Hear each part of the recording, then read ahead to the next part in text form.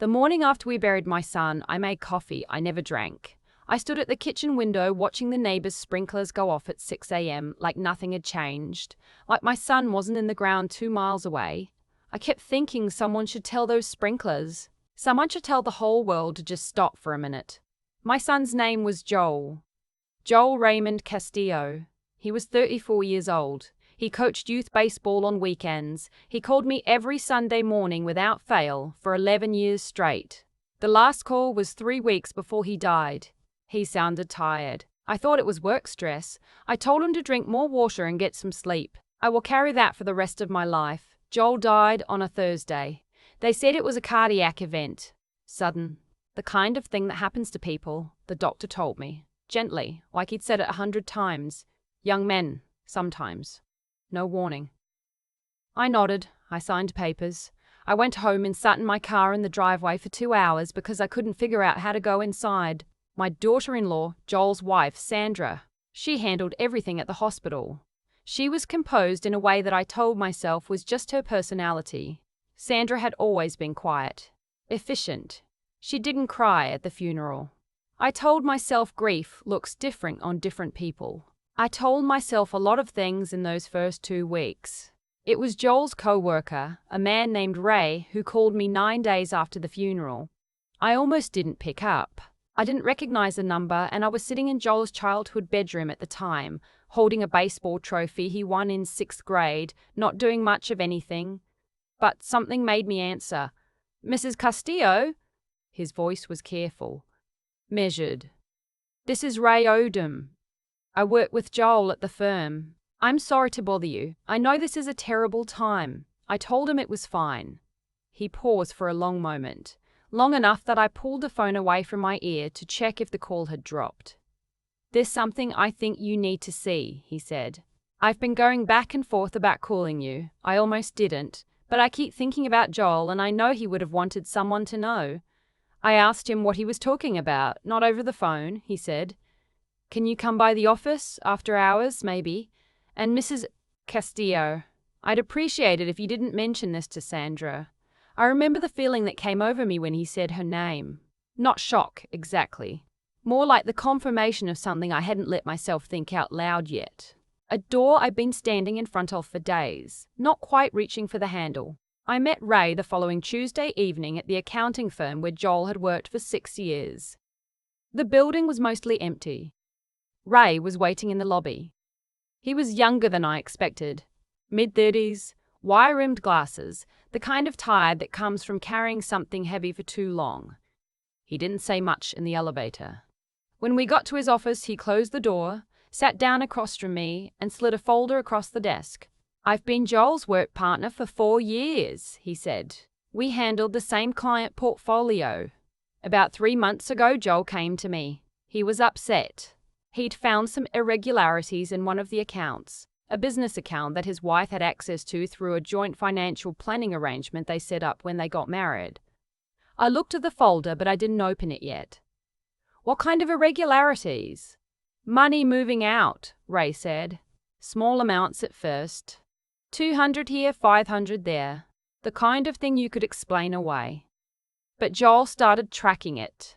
Over 18 months, Mrs. Castillo, approximately $42,000 had been redirected out of accounts that were in Joel's name or jointly held, to a third party. I opened the folder. Joel had kept records. Printed spreadsheets, annotated in his handwriting, that familiar cramped handwriting I'd been reading since he was 8 years old doing homework at my kitchen table. He'd highlighted transactions in yellow. In the margins he'd written questions. "Who is this?" "Check date." "Doesn't match statement." On one page he'd written simply, "Why?" "Did he know where the money was going?" I asked. Ray nodded slowly. "Eventually, yes. He traced it to a man named..." He hesitated. "I'd rather not say the name out loud. It's in the file. But this man had a personal relationship with Sandra. Joel found out about that too." I sat very still. "How long had he known?" "He came to me about 3 months ago," Ray said again. "He was trying to figure out what to do. He didn't want to go to the police until he had everything documented. He was protecting her honestly, even then. He said he wanted to give her a chance to explain. Ray took off his glasses and rubbed his eyes. He never got that chance. I drove home that night and I sat with a folder in my lap in the driveway, and I thought about my son sitting alone somewhere, finding those spreadsheets, writing those notes, trying to be fair to a woman who was stealing from him. I thought about his last phone call. How tired he sounded. I didn't sleep that night. I went through every document in that folder 3 times. I took out a yellow legal pad. I'm old-fashioned, I've kept one by my bed for 30 years, and I started writing down what I knew in order.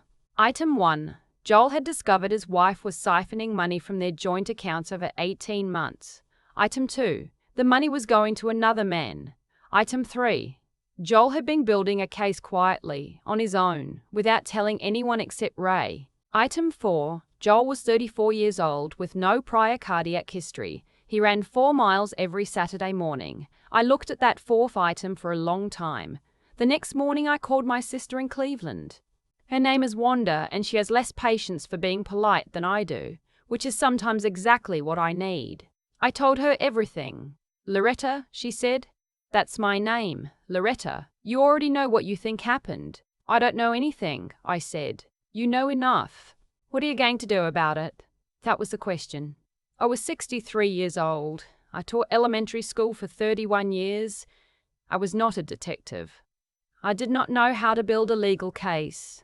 I knew how to make a child feel safe enough to learn long division, and I knew how to spot when a child was being lied to, and I had always known, when something was wrong in a room. Something was wrong. I started. The only way I knew how, with what I had. Joel's files. I went through them again more carefully, and I photographed every page with my phone, so I had copies. I wrote down the name of the man the money had gone to. I'll call him Derek here, because his real name is in the hands of people who matter now. Derek had a phone number and an address in a suburb 20 minutes from where Joel and Sandra lived. I did not go to that address. I want to be very clear about that, because I made a different mistake. One I'm going to tell you about. But I didn't do that particular reckless thing. What I did was call Joel's doctor. Joel had gone in for a routine physical 4 months before he died. I knew this because he'd mentioned it on one of our Sunday calls. He said everything was fine. Routine. The doctor had told him his heart was in good shape. I remembered being glad. I called that office and I asked very calmly whether I could speak with someone about my son's recent history as his next of kin. They were cautious. HIPAA, privacy concerns, all the proper hesitations. But Joel had listed me as an emergency contact, and after several days and a formal written request, I got a call back from a nurse practitioner who'd been present at that physical. "Your son was in excellent cardiovascular health at his last visit," she said. There was nothing that would have predicted. She paused. "I understand there was no autopsy." "No," I said. Sandra declined. There was a silence on the line. "Was that unusual?" I asked. "In a case like this? It's not uncommon for families to decline," she said, carefully. "It's a personal decision, but with someone this young, with no prior indicators, it is something a medical examiner might ordinarily recommend." I thanked her and hung up and sat at my kitchen table for a long time. No autopsy.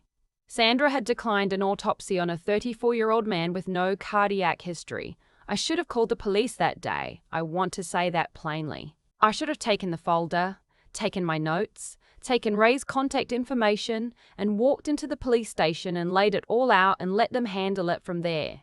That would have been the right thing to do. But I was his mother. And there is something that happens to a mother's rational mind when she is sitting with the possibility that her child was taken from her deliberately. Reason and grief do not occupy the same space cleanly. I thought I needed more before anyone would listen. I thought a folder of financial records and a nurse's careful pause on a telephone line wouldn't be enough. So I called Sandra. I told her I had some of Joel's things I wanted to bring over. Some items from his childhood I thought she might want, or might want to pass on someday. She said, of course, come by Saturday. I went to their house now, and I kept my face very still the whole time. I hugged her at the door. I sat in the kitchen where my son had eaten breakfast every morning, and I drank a coffee she made, and I looked around at every surface and shelf and corner for anything that might tell me something. And then I saw it. On the kitchen counter, half hidden under a stack of mail, was a printout. I could only see part of it, but I recognized the column format. It looked identical to Joel's spreadsheets. Same layout. Different numbers. I didn't touch it. I didn't point to it. I finished my coffee, I hugged Sandra again at the door, and I went home and I sat in my car and I called Wanda. She has her own copy, I said. Or she made one, I don't know which. But she has papers that look exactly like what Joel was keeping. Loretta, Wanda said, call the police. I called the police. I went to the precinct the following Monday morning with the folder Ray had given me, with my legal pad, and with the photographs I'd taken of Joel's documents. I sat across from a detective, a woman about my age, which I was grateful for, and I laid everything on the table between us. She listened. She did not dismiss me. She asked careful questions about the timeline, about Ray, about the financial accounts, about Sandra declining the autopsy. She wrote things down. She told me that the financial records alone were enough to open an inquiry, and that given Joel's age and health history, she would request a review of the death certificate and potentially push for a toxicology review even at this late stage, depending on circumstances. You should know, she said at the end, that this kind of investigation takes time, and you should not contact your daughter-in-law or this other individual until we've had a chance to look at this properly. Do you understand? I said yes. I meant it. I went home and I waited. I am not by nature a patient person. Anyone who's known me for 5 minutes can tell you that. But I had a reason to be patient now. I had handed it to someone who knew what to do with it. I stopped driving past addresses. I stopped rehearsing conversations in my head. I started sleeping again a little. 3 weeks later, the detective called me. The financial inquiry had confirmed the pattern Joel had documented, and more. It turned out the amount was significantly higher than $42,000 when you included accounts Joel hadn't yet uncovered in his own research. Over the course of 2.5 years, closer to $90,000 had moved out of accounts in Joel's name. Some of it to Derek. Some of it to a separate account Sandra had opened alone, 18 months into their marriage, that Joel had never known about. The toxicology question took longer. The detective explained that without an original autopsy, they were limited in what they could pursue criminally on the cause of death without more. But the financial case was solid, and as the investigation progressed, Derek, facing his own serious exposure, began to cooperate. I will not describe in detail what he said because it is part of an ongoing case. What I can tell you is that there were things in his account that made my hands shake when the detective told me. Things that made the tiredness in Joel's voice on that last phone call make a different kind of sense. Sandra was arrested on a Tuesday morning, 8 weeks after I walked into that precinct. Fraud. Financial exploitation. The other charges are still being sorted through, and I have been told not to speak about them publicly. I am honoring that. I want to tell you what happened inside me the day I got that call, because it wasn't what I expected. I thought I would feel relief. I thought I would cry. Finally. Really cry the way I hadn't been able to since Joel died. Instead, I felt a kind of hollow exhaustion, like a room after all the furniture has been moved out. Empty, but with the shapes of things still visible on the walls. I called Wanda. I sat on my front porch until it got dark. I thought about Joel making those spreadsheets, annotating them. Writing. Why in the margin in that cramped handwriting? He had trusted too long and questioned too carefully and never got to the other side of it. I think about him every day. That hasn't changed, and I don't expect it will. But here is what has changed. I don't stand at the kitchen window waiting for the world to stop anymore. The sprinklers go off at 6 a.m. and I notice them, and I pour my coffee, and I drink it. I planted tomatoes in the backyard this spring. Joel always wanted me to grow tomatoes. I told him I didn't have the patience. It turns out you develop patience for things you do for someone you love, even after they're gone. If you are watching this and something doesn't feel right, in your family, in your gut, about a person who should be trustworthy, please don't wait as long as I waited. Not because I'm brave and found justice, but because every week I waited was a week that could have mattered. I thought I needed to be more certain. I thought I needed to protect myself from being wrong. There are people whose job it is to figure out whether you're wrong. Let them. I'm telling this story because Joel can't. And because somewhere out there, someone is standing in front of a door, not quite reaching for the handle. I want them to know you can open it. You are allowed to open it. Whatever you find on the other side, you will not be alone. I've had a lot of time to sit with what happened. Not just what Sandra did or what Derek was part of, but what all of it cost, and what it taught me about the way things actually work, underneath all the noise. Here is what I believe now, more than I ever did before. The choices people make don't disappear. They accumulate. Sandra didn't wake up one morning and decide to destroy her husband's life. It started small. A little money moved here, a secret kept there. One compromise that made the next one easier. That's how it always goes. Not a single dramatic moment, but a long, slow drift away from who you were supposed to be. And the further you drift, the harder the current pulls you back. Not toward redemption necessarily, but toward consequence. Toward the weight of every decision you thought you'd gotten away with. Joel kept writing. Why in the margins of those spreadsheets? He was trying to understand. That's who he was. Someone who wanted to understand before he acted, who believed in giving people a fair chance to explain themselves. That wasn't weakness. That was his character. But I've had to make peace with the fact that his patience, his decency, may have cost him time he didn't have. Being good doesn't protect you from people who aren't. That's one of the harder things I've had to learn at 63. And yet I don't think goodness is wasted. Joel's careful records, those annotated spreadsheets, those yellow highlights, that single word in the margin, those are what gave Ray something to bring to me. They're what gave me something to bring to the detective. His intelligence, his methodical mind, his refusal to act out of anger before he had the facts. Those things outlasted him. They're the reason there's any justice at all. What I had to find in myself was the courage to act on what I knew, even when I wasn't certain. That's the thing about difficult truths. You're rarely 100% sure before you have to move. You have to make a decision with incomplete information and trust that the people who investigate these things will sort out what's real. I waited too long because I kept thinking I needed more. I didn't. I needed to be brave enough to hand it over. I'm not telling you this because the ending is clean. It isn't, entirely. There are still proceedings. There are still things I won't know for a long time. There is still the fact that my son is gone and no legal outcome changes that. But I am telling you because the three things that moved this story forward, in Joel, in Ray, in me, were not luck. They were character. Joel's honesty in documenting what he found. Ray's integrity in refusing to stay quiet. My willingness eventually to stop protecting the wrong things and start protecting the right ones.